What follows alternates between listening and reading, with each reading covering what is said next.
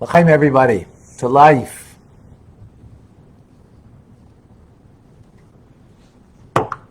Oh,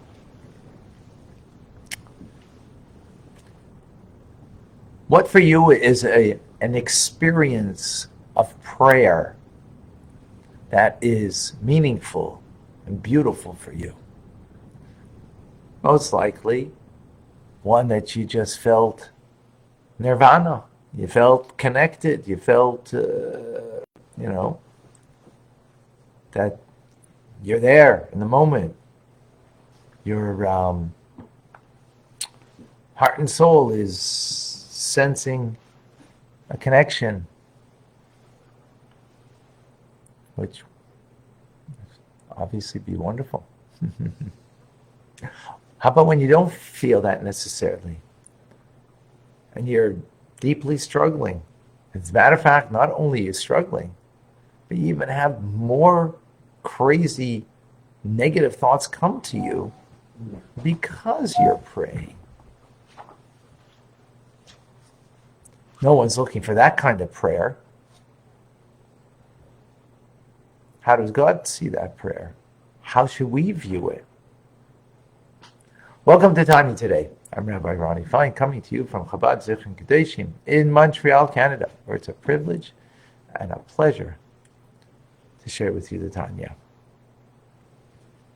So today, the mikvah was stone cold. Almost felt like I was, back in the motherland of Russia, where the Chassidim would, have to break ice. Kid didn't have to break ice. Don't want to exaggerate. It was cold.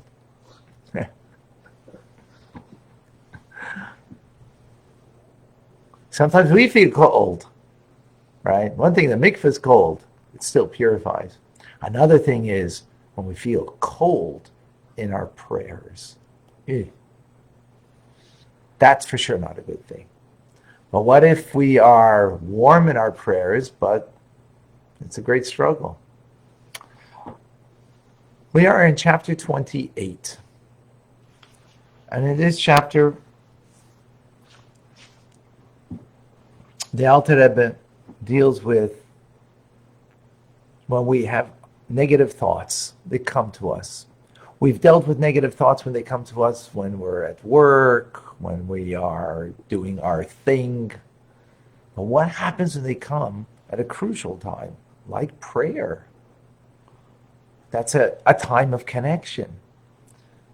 And you have extraneous thoughts that are coming, whether now, studying Torah, but in particular, prayer.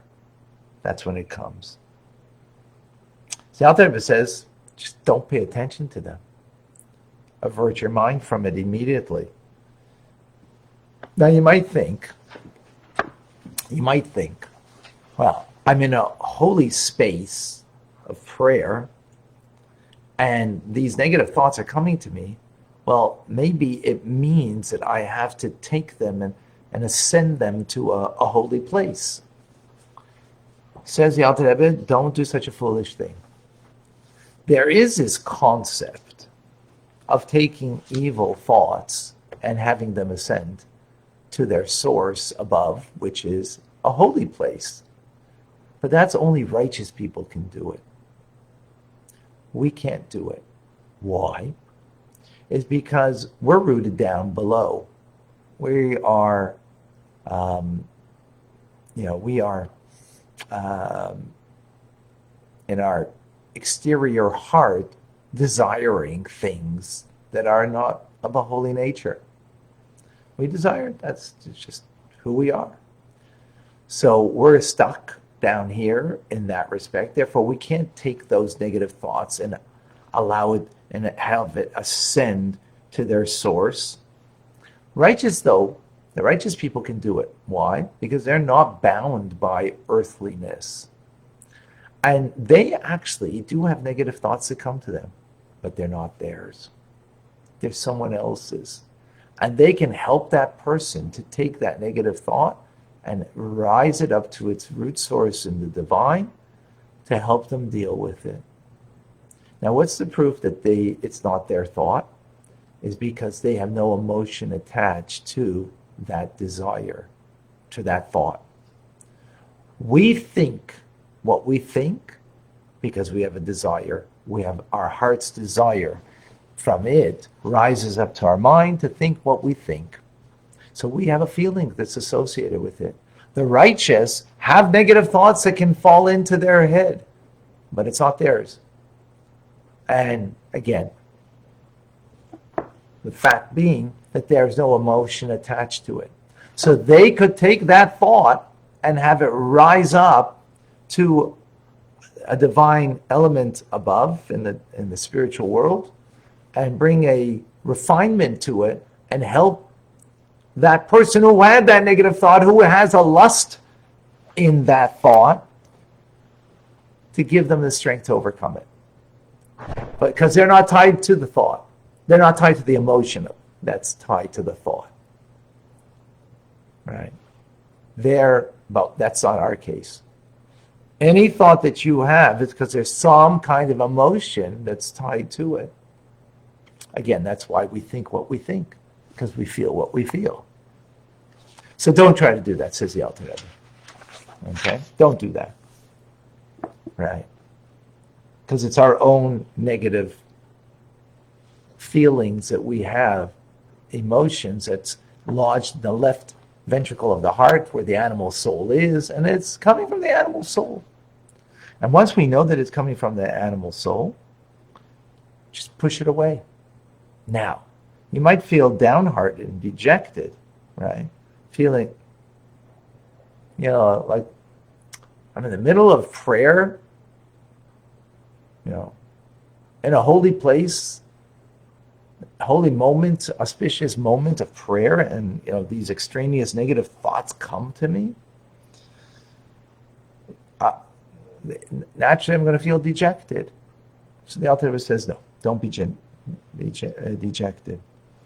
On the contrary, be full of joy, because now you can draw new strength to intensify your battle against that negative thought that's coming from the animal soul, to battle against that animal soul with even greater joy and gladness of heart. Why? Because you realize that it's coming from a negative place, and the only reason it's coming from a negative place is so I can dig deeper inside of me, so I can concentrate better and be more focused in my prayer. So it's only an indicator that I got to dig deeper. As is well known, says, which we had in chapter 9, if you recall, the metaphor of two people wrestling. When one gets stronger in the wrestling match, what happens to the one who is now the one who's more aggressive and stronger in the moment? Well, that brings a greater urge and a power in the one who's being overtaken, right? A greater spurt of energy will come in order to fight back, to win the match. So the same thing is the divine soul. The moment the divine soul is getting a pushback from the animal soul, that it's now bringing an extraneous thought that has nothing to do with your prayers, just to divert you. So the divine soul is given an extra urge to get a greater strength to fight back. That's what we have to be mindful of. It's right. That's what's happening. And this refutes a common error, says the Alter Rebbe. People think that if foreign thoughts come into my mind when I'm praying, obviously my prayers are worthless. Because if my prayers were worthwhile, then it shouldn't come, these thoughts. Wait a minute. I'm in a holy place, in a holy moment, praying to God, and these negative thoughts are coming to me. Obviously, my prayers are worthless. No, that's wrong. And what's the proof that it's wrong? Says the Alter Rebbe, if I were only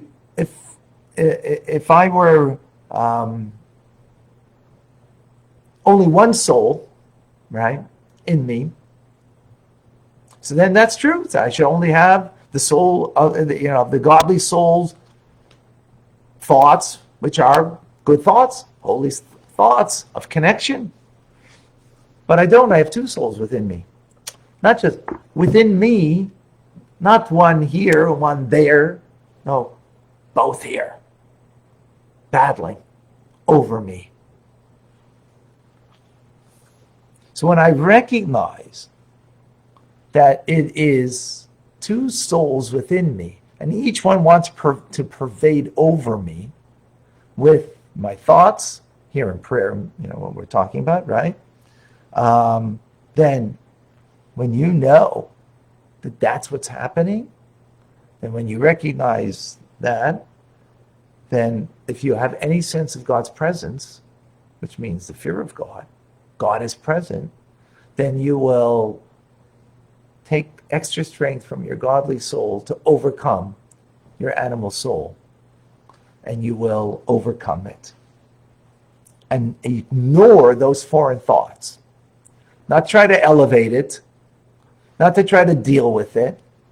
Ignore it as if it doesn't exist. He gives a metaphor here of a pagan heathen who's, you're in the midst of your prayers, and the pagan heathen is asking you questions. And the metaphor is, in this instance, he's not asking you questions like, how can I become a better person? He's asking you questions because he wants to disrupt you in your prayers. So, King Solomon says, a fool answers to a fool. So this person's just a fool trying to disrupt you. To respond to that person, to engage them in a discussion, it's foolish because they're not interested in talking with you. They just want to disrupt you. So what do? You act as if they don't exist. And you just focus in on your prayers. Or focus in whatever you're doing, right? That's what you do. Don't answer them. As if they don't exist. Because if you do answer them, right, if you do answer this pagan heathen, right, who's only trying to disrupt you, then that person's dirty, and when you fight with a dirty person, you get dirty. Mm-hmm. So you don't fight. It's just as if they don't exist. That's what we do when our prayers come. We also have a pagan heathen in us. It's called the animal soul. Right? Right? It also wants to disrupt us in our prayers. Right? So, how's the weather out there? Oh, it's going to be a nice day today. That thought comes to you. Oh, don't pay attention. So, by the way, when you don't pay attention to that, then it's going to come to you with even a more despicable thought. That your loved one yesterday did something to you, and it was really not nice. They were just not nice what they did. It went from weather to people. Right? Really not nice. And the truth is, it wasn't nice, not nice what they did. Yeah, but it's not nice now that you're thinking about that. So it's going to come even with a more, devious thing, right, to try to get you. So what are you going to do? Oh, you know what? Don't speak that way about my loved one. No, that animal soul doesn't care. Doesn't want good for you. It just wants to disrupt you. Don't pay attention to it. Concentrate further. In other words, it's what God is saying. I'm throwing this to you because I want you to dig deeper inside of you so you can connect to me more profoundly in your prayer, as opposed to thinking that this is something bad about you. Nothing bad about you. This is you.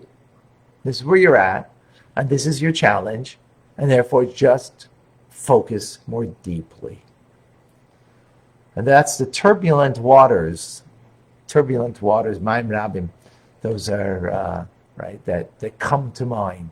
Our mind is like a watershed of, waters, a river of turbulent waters going, right, that bring us thoughts of things to try to just derail us from the good that we're engaged in, and particularly when it comes to prayer, because that's when it really is trying to get to you. When you're studying Torah, it also tries to do it. It's harder because we're more intellectually able to focus through learning, but prayer is in the heart. And the outer layer of the heart is full of our own desires, our own lusts, our own addictions. Prayer, right, to really touch in our prayer, we have to get beyond that and dig deeper. So therefore, these thoughts are going to come up. So I can dig deeper in my heart and I can truly connect with Hashem as a result. If you're finding it really difficult, says the Alter Rebbe in the conclusion of chapter 28, then you should humble yourself before Hashem and supplicate and ask compassion from Him to get over yourself, get over your those extraneous thoughts, those negative thoughts, whatever thoughts that should not be there. Like a father who takes pity on his children, right? So too God should take compassion on us and help us get over our thoughts that are in our mind that don't allow us to truly connect to Him. That's the conclusion of chapter 28. Any questions? I see some. 1 second before I lose the feed here. How can I take my thoughts off my wonderful... Just kidding, Mark Lozata. Okay. Yeah, probably not good to have too much food around you right now. Because, that's a big competition. Love is ahava, yes. Okay.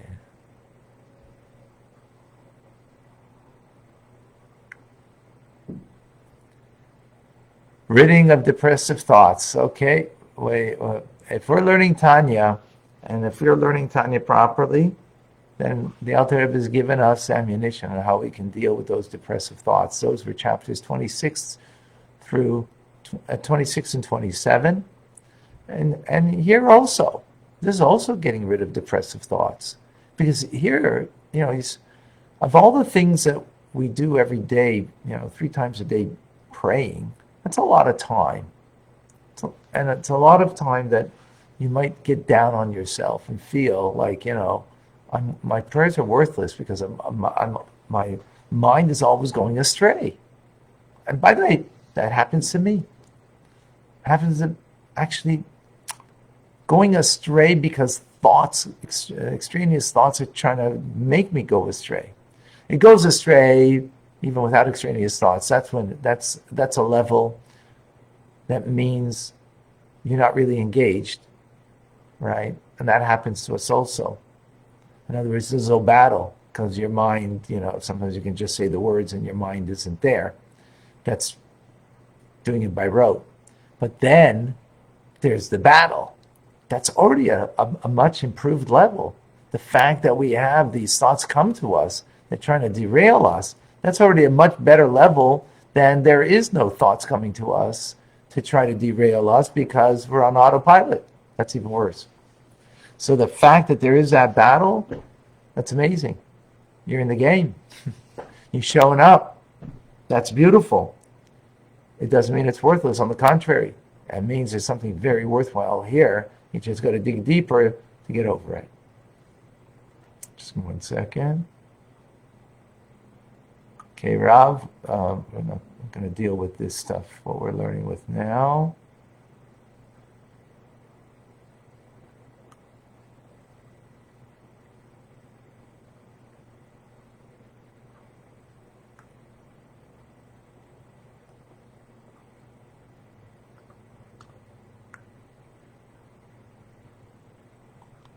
Glory. Oh, should I push away thought of the suffering in Eretz Israel? Absolutely. What's going on in Israel, when we're praying, the thought we should push away, but the feeling of, of the pain, that pain is not, we're not talking about pushing away the pain, but the thought, because the thought is, if you're saying, Shema Yisrael, you want to focus in on the words that you're saying. So to think of what they're going through in Israel, the hostages and soldiers and so on, to think that when you're praying means you're not really focused on the prayer. So the pain is the pain, and that is going to be there, and that will actually help to propel the prayer into being much more fervent prayer. So the pain is not going to be pushed away, but the thought should be pushed away, so you can focus on the thought of the words that you're saying. Thank you, Lori. Very good question. Question? What role does the fear of God play in our own struggle, in terms of when we're trying to overcome our animal soul during prayer? Is there a place for the fear of God in that, or is it? Fear of God means, according to Tanya, not fear of punishment. That's not, there is such a concept of fear of punishment in Torah, but not in Tanya. In Tanya, there's no concept of fear of punishment. Right? That's not an adult way. That's not a mature adult way. That's a child's way. Children are motivated by punishment. Adults should be motivated because of what is. What is this? And if it's good, so that motivates you. If it's bad, then you want to push it away. How do you do that? When you have the sense of God's presence, that brings fear. We've mentioned in the past, and worthwhile continuously to mention this because it's very important. When you're sitting in a room alone, you act one way. When someone walks in, and especially if it's an important person to you, you act differently. Why?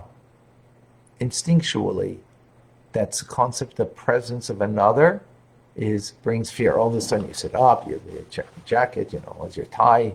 Sorry, I don't got one now. Straight. Are you appropriate in your behavior? That's the presence of someone, right? When you have that presence of someone, you behave more appropriately. That's what we're talking about. If God is present, then you're going to behave more appropriately. So if God is present in your prayers, the awareness, it's a mindful, right? They're mindful and aware of God's presence. So now you will push away that negative thought. As we learned, if you remember in chapter 27, if you recall, in chapter 27, we brought this idea across very strongly, that the Zohar says that there's nothing more exalted than when you have a negative thought and you push that away. Why? Is because you're exalting truly God in that, because the only reason you push away a negative thought is because there is a God. Now, you could do it because you're fearful of the punishment. That's true. But again, that's a child's way of approach. The mature way is because of the presence of God, because God's real. So, if God's real, so therefore he's present now, aware of my thoughts. So I'm pushing away those thoughts that are negative because of his presence. Not because of, he's going like this to me. No, because he's looking at me and empowering me and giving me the strength that I should do that and overcome my struggle. Is that clear? Mm-hmm. God's always present. Yeah, exactly.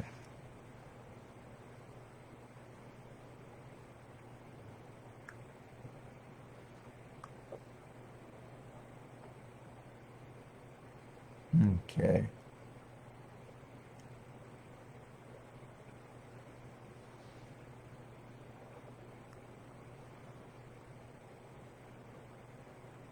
Oh, Patrick just received his books of Tanya. Beautiful.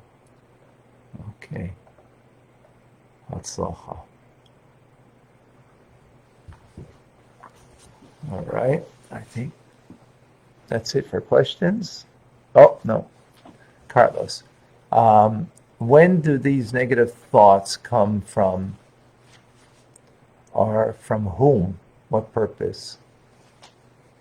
Not clear, Carlos, on your question, but the negative thoughts that come from our heart. Think about it, folks. Anything that you have a very strong feeling towards, you're going to think about, right? For good or for bad, right? Something that you love, it's right. You're going to think about. Something you hate, you're going to think about. Something you're fearful of, you're going to think about. If it's a very strong fear, you're going to think more of it than if it's not such a strong fear. If the fear is in front of you, right? Then for sure. So